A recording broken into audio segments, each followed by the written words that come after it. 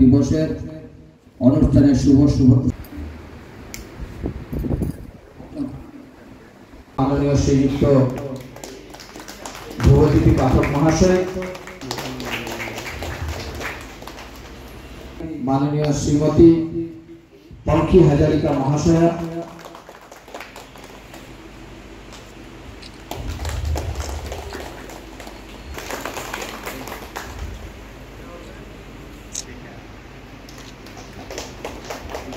রোশানোর শ্রীযুক্ত district commissioner সম্মানিত ধ্রুবজ্যোতি পাঠক মহাশয় বরণ করে নিচ্ছেন সাদ্দাত আলী বড়ভূঁইয়া মহাশয়কে।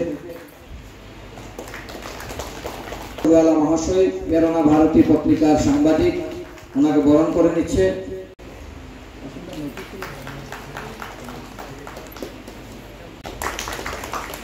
ধন্যবাদ। পূর্বকাছাড় প্রেস ক্লাবের সভাপতি তথা শ্রমিক প্রতিসংঘ পত্রিকার সাংবাদিক, ওনারা উপহার তুলে দিচ্ছেন।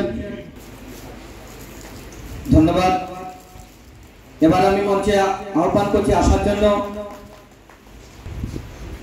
অমর দাস মহাশয়ের হাতে উপহার তুলে দিচ্ছেন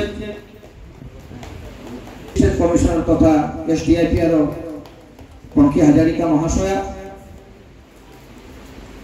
লক্ষ্মীপুর সমাজিক আয়ুক্তের পক্ষ থেকে এই উপহারগুলি তুলে দেওয়া হচ্ছে। অসংখ্য ধন্যবাদ জানাই সাপ্তাহিক পত্রিকার সাংবাদিক মাননীয় শ্রীযুক্ত সাদ্দাত আলী বড়ভূঁইয়া মহাশয়কে।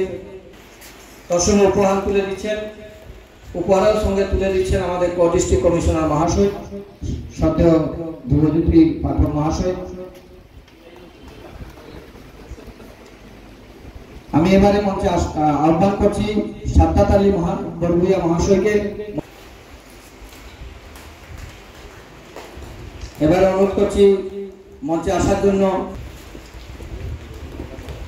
তার সঙ্গে আমি অনুরোধ করছি প্রেরণা ভারতী পত্রিকার সাংবাদিক মাননীয় শ্রীযুক্ত চন্দ্রশেখর গোয়ালা মহাশয় মঞ্চে আসার জন্য। মঞ্চে আসার জন্য অনুরোধ করছি M Bhupen Singh, editor GD news network Cachar, মাননীয় শ্রীযুক্ত এম ভূপেন সিং মহাশয়কে আসার জন্য অনুরোধ করছি।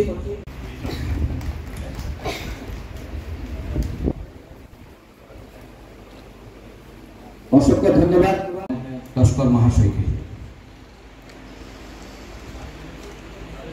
আমার রেসপেক্টেড গেস্ট সকল, রেসপেক্টেড ৰিপৰ্টাৰ্ছ সকল, ইয়াত উপস্থিত থকা লিডিং চিটিজেন্স আৰু ইয়াত উপস্থিত থকা সকলো গণ্যমান্য ব্যক্তিসকল, মই আজি নেশ্যনেল প্ৰেছ ডে চেলিব্ৰেশ্যনত আপোনালোক সকলোকে ৱেলকাম জনাইছোঁ। আমাৰ আজি নেশ্যনেল প্ৰেছ ডে থিমটো হৈছে changing nature of press.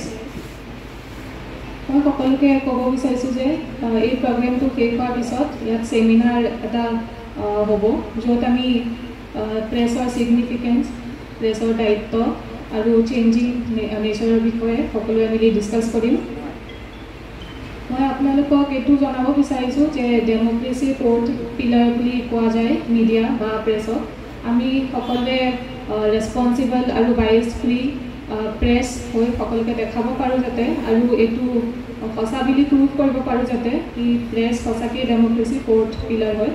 Thank you. এতিয়া মই এই প্ৰগ্ৰেমটো আগবঢ়াই নিবলৈ অনুৰোধ জানাইছোঁ আমাৰ ষ্টাফক। Thank you. সেই আলোচনা সভার মূল বক্তব্য মানে আমার যে টপিক রাখা হয় যাতে আমরা বলি ইংরেজিতে যাকে চেঞ্জিং নেচার অফ প্রেস এবং বাংলাতে সংবাদ মাধ্যমের পরিবর্তিত রূপ। তো এই যে পরিবর্তিত রূপ মানে পরিবর্তন যেটা হয়েছে সেটা সম্বন্ধে আমরা জানবো, কিন্তু তার আগে আমরা অল্প কিছু আলাপ করে নেব যেটা কোথা থেকে সৃষ্টি হয়েছিল এবং কি জন্য হয়েছিল। তা আজকে 16ই নভেম্বর আপনারা হয়তো অনেকেই জানেন বা কেউ হয়তো তথ্য সম্বন্ধে কিছুটা রয়ে গেছে জানা। আজকে 16ই নভেম্বর, সেই 16 নভেম্বর কিন্তু আজকে 2024-এর 16 নভেম্বর প্রেস ক্লাব প্রেস দিবস ডাকা হয় তেমনটা নয়। 1966 ইংরেজিতে প্রেস কাউন্সিল অফ ইন্ডিয়া যেদিন গঠন হয়েছিল সেই দিনটা ছিল 16ই নভেম্বর, এবং সেই দিন থেকে আজকে আজ অবধি প্রতি বছরই জাতীয় সংবাদ মাধ্যম দিবস পালন করা হয়ে আসছে এবং আজও তার ব্যতিক্রম হয়নি। তো সেই যে জাতীয় প্রেস দিবস কেন শুরু হয়েছিল, কেন প্রেস কাউন্সিল অফ ইন্ডিয়া গঠিত হয়েছিল তা আমরা মোটামুটি সবাই জানি। তবু যেহেতু আজকে সেমিনার, আলোচনা সভা, সেখানে কিছুটা আলাপ তো করতেই হবে। পঙ্কি হাজরিকা ম্যাডাম মানে মহাশয়ানী বলেছেন যে প্রেস মানে সংবাদ মাধ্যম আমাদের গণতন্ত্রের চতুর্থতম, ফোর্থ পিলার অফ ডেমোক্রেসি। তো ফোর্থ পিলার ডেমোক্রেসি যদি আমরা, বাকি তিনটা পিলার কি কি তাও আমরা জানবো। বাকি তিনটা হলো এক্সিকিউটিভ, লেজিসলেচার এন্ড জুডিশিয়ারি। একটা গণতন্ত্র যদি ভালো করে চলতে হয় এই তিনটা বিভাগ, এবং যেটা চতুর্থ বিভাগ হিসেবে আমরা জানি, আমরা সংবাদ মাধ্যমকে জানি, সেটার উপর নির্ভর করতেই হবে। এবং সেই দিকে লক্ষ্য রেখে যাতে সংবাদ মাধ্যম কারো দ্বারা প্ররোচিত না হয়, ব্যবহৃত না হয়, সেই জন্যই 1966 ইংরেজি 16 নভেম্বর জাতীয় national press council of India গঠিত হয়েছিল। তারপর থেকে আমরা সবাই জানি যে আমাদের ভারতের সংবিধান রয়েছে এবং যেটা আমাদের supreme law of the country. আমাদের সুপ্রিম সর্বোচ্চ কোন রুল যদি থাকে ভারতে, that is Indian constitution. No one can supersede Indian constitution. No one is above of the Indian constitution. No one can by force Indian constitution. And that constitution was enforced and enacted and came into force in the year 1950. 1950 ইংরেজি 26 জানুয়ারি সেই সংবিধান আমরা পেয়েছিলাম স্বাধীন ভারতে। এবং সেই স্বাধীন ভারত স্বাধীন হচ্ছে 1947 ইংরেজিতে। তারপর কনস্টিটিউয়েন্ট অ্যাসেম্বলি, তারপর কনস্টিটিউশন ড্রাফটিং কমিটি, নানান মাধ্যমে দিয়ে আমাদের সংবিধান আমরা পেয়েছিলাম। এবং সেই সংবিধান রচয়িতা যে নেতৃত্ব দিয়েছিলেন, যাকে আমরা বাবা সাহেব বলে জানি, সেই বাবা সাহেবের হাত ধরে কিন্তু ভারতের সংবিধান এসেছিল। সেই থেকে অ্যামেন্ডমেন্ট হয়েছে, সংশোধন হয়েছে, 100 বেশিরভাগ সময় হয়েছে, কিন্তু বাবা সাহেবই কিন্তু আমাদের সংবিধানের রচয়িতা ছিলেন। এবং that is why he is known as the father of the Indian constitution. আমি কেন এই প্রসঙ্গগুলো টানছি, এটা সেমিনার বলেছেন ম্যাডাম, কিছু প্রসঙ্গ টানতেই হয়। এবং সেই সংবিধানে in part 3 of the Indian constitution, ভারতীয় সংবিধানের 3য় ভাগে লেখা আছে a list of fundamental rights. There are 6 fundamental rights in the Indian Constitution. ভারতের নাগরিকদের জন্য, ভারতের নাগরিকদের যাতে কোনো অসুবিধা না হয়, সেই জন্যই কিন্তু সংবিধান রচিত হয়েছিল এবং সংবিধানের সেই ধারাগুলো রাখা হয়েছিল। এবং যেটা আমরা পার্ট 3-তে পাই, fundamental right of the Indian constitution. এবং সেই ফান্ডামেন্টাল রাইটের অধীনে আর্টিকেল 19 ক্লজ 1 এতে লেখা আছে, প্রেসের স্বাধীনতা বলে কিছু লেখা নেই, কিন্তু লেখা আছে right to freedom of speech and expression.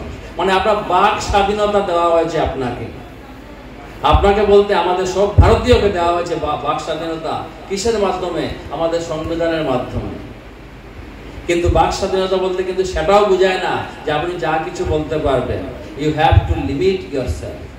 আপনাকে একটা রেস্ট্রিকশনের মধ্যে থাকতে হবে। এবং সেই পরিকাঠামো থেকে নিয়ে 1966 ইংরেজিতে 16 November national press council of India গঠিত হয়েছিল।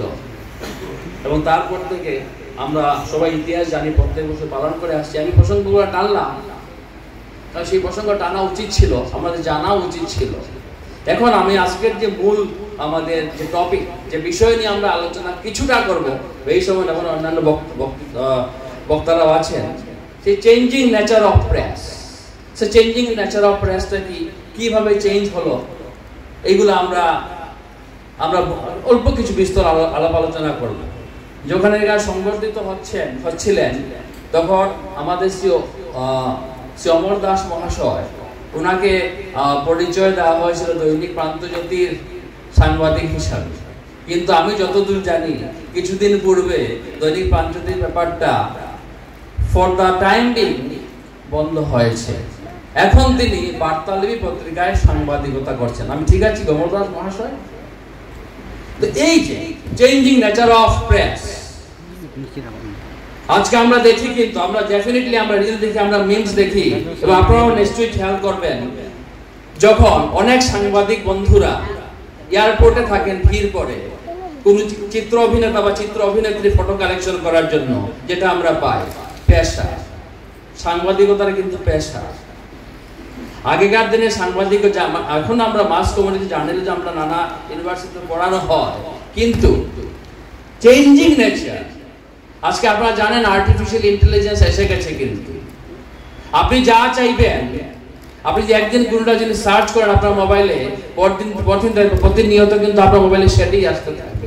আপনার এই কোনো জুতা পছন্দ হয়েছে, কোনো সংবাদ মাধ্যম পছন্দ হয়েছে, কোনো নেতাকে পছন্দ হয়েছে, আপনার কোনো রাজনৈতিক দলের ক্যাম্পেইন পছন্দ হয়েছে, আপনি দেখবেন যখনই আপনি একদিন সার্চ করে নেবেন, প্রতিদিন কিন্তু ওইটাই প্রতিনিয়ত আপনাকে চলে আসতে থাকবে। চেঞ্জিং নেচার অফ প্রেস, সাংবাদিকতা কিন্তু আজকে অন্যান্য স্তরে পৌঁছে গেছে। আজকে আপনারা খেয়াল করবেন, আমরা কিন্তু প্রত্যেকেই কিন্তু, এবং এটা নো ওয়ান ক্যান ডিনাই, আপনারা কেউ অস্বীকার করতে পারবেন না, আমরা যদি কোনো কোট পাই, কোনো যদি উক্তি পাই, আমরা কিন্তু লগে লগে শেয়ার করি কিন্তু আমাদের প্রিয়জনের সাথে হোয়াটসঅ্যাপে, অস্বীকার কিন্তু করতে পারবেন না। চেঞ্জিং নেচার অফ প্রেস, আমরা জানা অজানা, জ্ঞানে অজ্ঞানে আমরাও কিন্তু অনেকেই কিন্তু সাংবাদিকতা করছি, খবরটা বার্তা পৌঁছে দিচ্ছি, কিন্তু চেঞ্জিং নেচার অফ প্রেস ওনার কাছ থেকে আমি জানতে পেরেছি। তো আমি একটা কথাই বলবো, আমি যখন ছোট থাকতে দেখেছি যারা আমার সম্মুখে সাংবাদিকরা রয়েছেন, অনেককে আমি অনেক আগে থেকে, যেমন গুন্ডিদা আছেন, আমাদের অমর কাকু আছেন, ওনাদেরকে আমি ছোট থাকতে দেখতেছি যে প্রেসের ওরা সাংবাদিক হিসাবে পরিচিত লোক। সাংবাদিকতার আজকের দিনে যে পরিবর্তন ইলেকট্রনিক্স মিডিয়াতে কিছুটা চলে গেছে, কিন্তু আমরা ভুলে যাচ্ছি যে আমাদের প্রিন্ট মিডিয়া আমাদের জীবনে কত প্রয়োজন আছে। আমি জেনারেল ইন্স্যুরেন্সে কাজ করি, তার সত্ত্বেও আমার কিছু একটা নলেজ আছে। যখন আমরা কোনো ইনসিডেন্ট হয়, ফায়ার ইনসিডেন্ট যে কিছু হয়, তখন এভিডেন্স হিসাবে আমাদের প্রিন্ট মিডিয়ার কপিটাই এখানে দিতে হয়, সেখানে ইলেকট্রিক্স মিডিয়াটা কাজ করে না। আমরা ভুলে যাচ্ছি, আমরা প্রিন্ট মিডিয়াকে ছেড়ে দিচ্ছি। আমরা প্রিন্ট মিডিয়াতে এভিডেন্স অফ কোর্ট, প্রিন্ট মিডিয়াটা কোর্টে এভিডেন্স পর্যন্ত নেওয়া হয়, কিন্তু সোশ্যাল মিডিয়া বা ইলেকট্রনিক মিডিয়াটাকে অনেক পরিবর্তন করে, অনেক টেস্ট করতে হয়, অনেক কিছু, তারপর এটা নেওয়া হয়। তো আমার জেনে অনেক দুঃখ লেগেছে, কিছুদিন পূর্বে প্রান্তজ্যোতি পত্রিকাটা বন্ধ হয়ে যাচ্ছে, আবার হয়তো শুরু হবে, শুনে ভালো লাগছে। আমি পত্রকার ভাই বা দাদা যারা আছেন, আমি সবাইকে অনুরোধ করবো যে আপনারা প্রিন্ট মিডিয়াটাকে বাঁচানোর চেষ্টা করেন, এবং যারা জনগণ, যারা আমাদের পাবলিক বা এনজিও যারা এখানে এসেছি, সবাই প্রিন্ট মিডিয়াকে বাঁচানোর চেষ্টা করেন। কারণ আমরা দেখেছি আজকাল ইলেকট্রনিক্স মিডিয়া এমন ভাবে শুরু হয়েছে যে ফেসবুক খুললে অনেকেই মাইক নিয়ে প্রিন্ট মিডিয়া তৈরি, এখানে অনেক ভুল খবর দেওয়া হয়। কিন্তু আমরা হয়তো শহরে থাকি, হয়তো খবর নিতে, গ্রামের মানুষগুলো সেই মোবাইলের মধ্যে যে ইলেকট্রনিক্স মিডিয়াতে যে ভুল খবরগুলো দেওয়া হয়, সেই খবরটাই ওরা মেনে নেয় যে এটা সত্য। তাই আমাদের যে প্রেস কাউন্সিল আছে বা যারাই আছে, আমি বলবো যে ইলেকট্রনিক্স মিডিয়াকে কিভাবে সঠিকভাবে পরিচালনা করা যায়, সত্যিকারের ইলেকট্রনিক্স মিডিয়াকে যাতে লাইসেন্স দেওয়া হবে, সোশ্যাল মিডিয়াতে যে কোনো কেউ মোবাইল নিয়ে আজকের দিনে নিউজ দেওয়া শুরু করে দেয়, সেই ব্যবস্থা যাতে বন্ধ না হয়, তাহলে আমাদের সমাজে একটা কুপ্রভাব পড়বে। যে যা জিনিস দেখানোর প্রয়োজন নেই, আমি অনেক সময় দেখেছি ইলেকট্রনিক্স মিডিয়াতে কিছু অ্যাক্সিডেন্ট পোস্ট আছে, অ্যাক্সিডেন্ট হওয়ার পর সেটাকে পোস্ট করা, কিন্তু সেই ডেড বডিকার যার চেহারাটা থাকে, বিক্ষুব্ধ চেহারা, যেটা দেখলে আমাদের ভয় লাগে, সেই ছবিগুলো এখন দেখেছি আমি ইলেকট্রনিক্স মিডিয়াতে পোস্ট হয়ে যায়। কারণ ওখানে কি বলে সাপোর্ট বা টেক পাওয়ার জন্য দেওয়া হয়। তো আমি বলবো যে প্রিন্ট মিডিয়াটাকে বাঁচানোর জন্য আমাদের সমাজে অনেক আইন বিরোধী কাজ হয়, যেটা পাবলিক হয়তো নিজে থেকে পুলিশের কাছে যাবে না, প্রশাসনের কাছে যাবে না, কারণ ওর ভয় হচ্ছে যে আমি যদি ওখানে বলি যে আমাকে হয়তো এটা নিয়ে আমাকে সাক্ষী দিতে হবে, বা আমার দুশ্মন বা আমার বিরোধীরা আমার উপর অত্যাচার করতে হবে। কিন্তু প্রিন্ট মিডিয়া একটা মাধ্যম আছে, ওরা এই সমাজের যে যারা আইন বিরোধী কাজ করে, তারা এত সুন্দরভাবে ভাষা প্রকাশ করে, সেটা প্রেস মিডিয়া, প্রিন্ট মিডিয়া দিয়ে দেন, যেটা আমাদের প্রশাসনের নজরে এসে যায় আর আমাদের পাবলিকের কাজটা হয়ে যায়।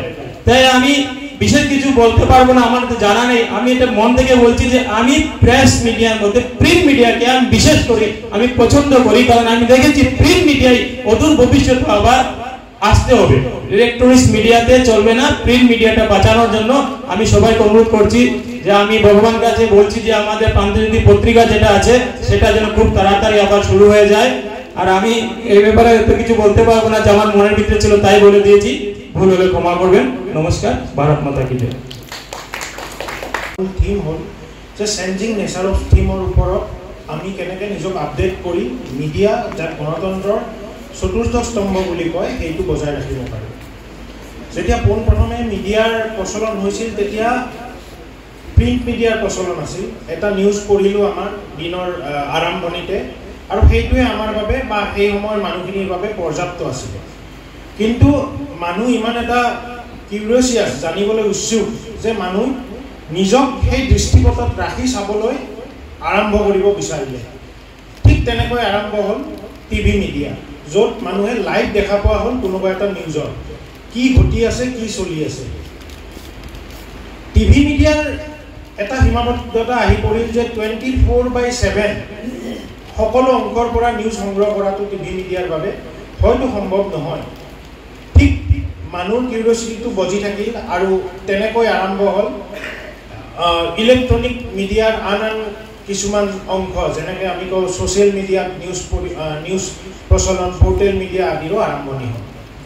চ' এতিয়া নিউজৰ উৎস বহুত বৰ্তমান সময়ত, আৰু সেইকাৰণে চেঞ্জিং নেচাৰ অফ আপোনাৰ নিউজ বুলি কৈছে। প্ৰথমতে প্ৰিণ্ট আছিল, তাৰপিছত ইলেক্ট্ৰিক আহিল, এতিয়া বিভিন্ন অংশৰ পৰা বিভিন্নজনে নিউজ পঠোৱা হ'ল। চ' আৰম্ভ হ'ল নিউজৰ প্ৰতি মানুহৰ উৎসুকতা। এতিয়া প্ৰত্যেকটো নিউজ বিভিন্ন অংশৰ পৰা আহে, বিভিন্ন মোবাইল পৰ্টেল লিংকৰ থ্ৰুৰে অহা হ'ল। চ' আমাৰ ইয়াত কাম হ'ল নিজক কোনটো নিউজ সত্য কোনটো অসত্য সেইখিনি বাছি উলিয়াই জনসাধাৰণৰ আগত উপস্থাপন কৰা। এতিয়া মিডিয়া পাৰ্চন বুলি ক'বলৈ হ'লে প্ৰত্যেকজন মানুহে কিবা এটা বস্তু আপডেট কৰি সেইটোৱে নিউজ হৈ পৰিৱৰ্তন হ'ল। কিন্তু গণতন্ত্ৰৰ চতুৰ্থ স্তম্ভ হিচাপে আমাৰ ওচৰত চেলেঞ্জো বাঢ়ি আহিল যে তাৰ সত্যসত্যতা আমি আৰু পুংখানুপুংখভাৱে ৰাইজৰ ওচৰত প্ৰতিষ্ঠা কৰিব লগা হ'ল। গতিকে মই আহ্বান কৰিছোঁ আমি সকলোৱে এই বস্তুখিনিৰ প্ৰতি সজাগতা হৈ যি আমাৰ চেলেঞ্জ আছে, চেঞ্জিং নেচাৰ অফ মিডিয়াৰ যিটো থিমৰ চেলেঞ্জ আহিল, প্ৰিণ্ট মিডিয়াৰ পৰা আৰম্ভ কৰি আজি যিটো এটা মানে ব্যাপক হাৰত পৰিৱৰ্তন হ'ল, তাক আমি আপডেট কৰি আমি গণতন্ত্ৰৰ চতুৰ্থ স্তম্ভ হিচাপে নিজকে বজাই ৰাখোঁ। সমাজত আমাৰ সমাজত আমাৰ প্ৰতিষ্ঠা আছে সেইটো আমি বজাই ৰাখোঁ। সেইখিনি কৈয়ে মই মোৰ বক্তব্য সামৰণি মাৰিলোঁ। Thank you. আজকের এই সভায় উপস্থিত আমার সহকর্মীরা রয়েছেন, আমরা প্রেস ক্লাবের প্রত্যেক সদস্য এখানে উপস্থিত হয়েছি। এছাড়া সকালে একটা ফোন করে আমার এক বন্ধুকে বলেছিলাম, মিস্টার লোকনাথ সিং, তিনি এফিসিয়েন্ট অ্যাডভোকেট লক্ষ্মীপুরের, তিনি একটা ফোন করার সঙ্গে সঙ্গে উনি আমাদের প্রোগ্রামে এসেছেন। ওনাকে অনেক অনেক ধন্যবাদ জানাই।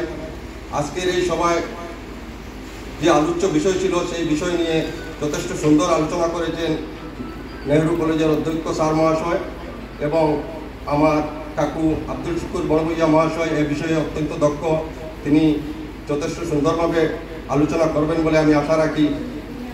আমি অন্য একটা বিষয় নিয়ে আজকে আমি আলোকপাত করতে চাই আমার লক্ষ্মীপুর কো ডিস্ট্রিক্ট কমিশনার এবং তথ্য জনসংযোগ আধিকারিক মহাশয়ের কাছে।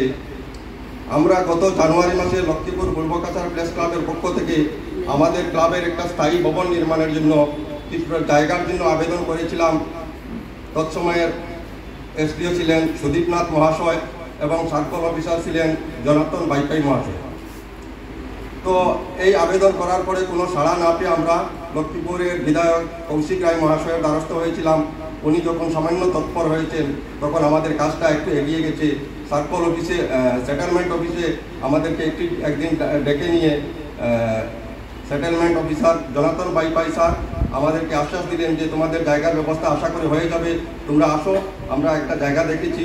তখন আমরা কয়েকজন গিয়েছিলাম লক্ষ্মীপুরের পয়লাপুল বাজারের সম্মুখে একদম ন্যাশনাল হাইওয়ের সাইডে এক খণ্ড জায়গা আমাদের দেখানো হয়েছে এবং ওই দিনই কয়েকজন পাটোয়ারির সহযোগে, সেদিন সম্ভবত ছিল ফেব্রুয়ারি মাসের 5 তারিখ, ওই 5 তারিখে আমাদেরকে একটা এক খণ্ড জায়গা দেখিয়ে দেওয়া হয়েছে এবং মাপজুপ করে 4টা পিলারও মেরে দেওয়া হয়েছে।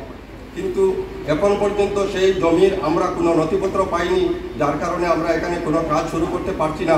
তো আজকের এই সভায় অনুষ্ঠান থেকে আমি কো ডিস্ট্রিক্ট কমিশনার মহাশয়ের কাছে আমার অনুরোধ, সেই এক খণ্ড নির্দিষ্ট জমি যেটা আমাদেরকে দেখিয়ে দেওয়া হয়েছে সেই জায়গাটার কি পর্যায়ে আছে এবং যদি কোনো নথিপত্র হয়ে থাকে তাহলে আমাদেরকে আনুষ্ঠানিকভাবে এই ব্যবস্থাটা করে দেওয়া হোক।